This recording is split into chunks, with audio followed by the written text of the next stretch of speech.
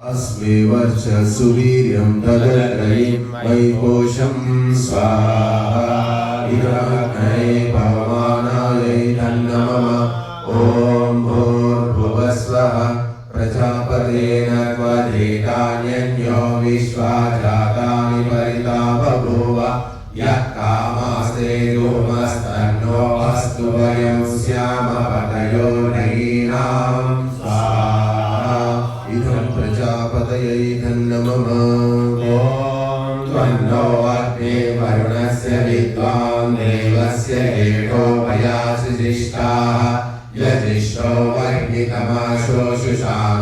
विश्वाद्वेषांसि ब्रह्मोऽभ्यस्म स्वाहा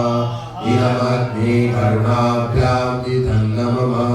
ॐ सत्वन्नो अग्ने नमो भवो दीने दिष्टो अस्यावुषसो व्युष्टो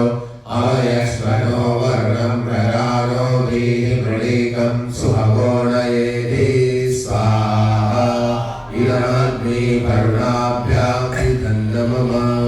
ॐ इमं मे वरुणश्रुति अवमद्या च मृळय त्वामवस्युराचके स्वाहा इदं वरुणाय इदं नमः ॐ तत्त्वायामि ब्रह्मणा वन्दमानः सदा शास्त्रे यजमानो हविर्भिः अहेनमानो वरुणे हवो द्युदुषं समान आयुः प्रमोषि स्वाहा इदं वरुणाय इदं नमः ॐ ये शतं वरुणये सहस्रं यज्ञियाः पाशा विदधामान्तः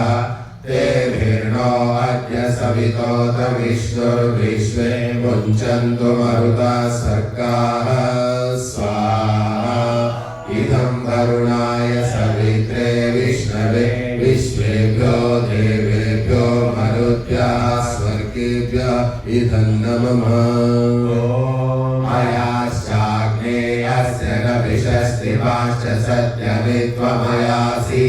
अयानो यज्ञं वास्ययानो देहि भेषजं स्वाहा इदमग्नये अयसे इदं नमः